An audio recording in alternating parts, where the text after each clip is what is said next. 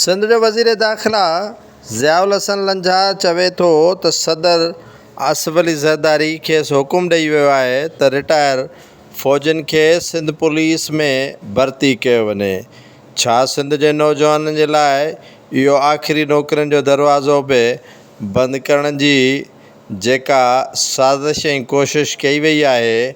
उन में अॼु खां पोइ सिंध हुकूमत ऐं संदन लीडर आसिफ अली ज़रदारीअ खे ई ज़िम्मेदार सम्झो वञे। आसिफ अली ज़रदारी जंहिं सखर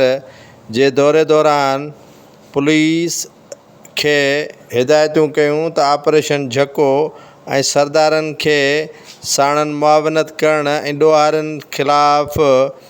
आम माफ़ीअ जो ऐलान करे वियो, उन खां पोइ सिंध जे अमन अमान त हूअं ई दाव ते लॻियल आहे, वधीक उहो सवालिया निशान बणिजी चुको आहे। ज़ियाउल हसन लंझार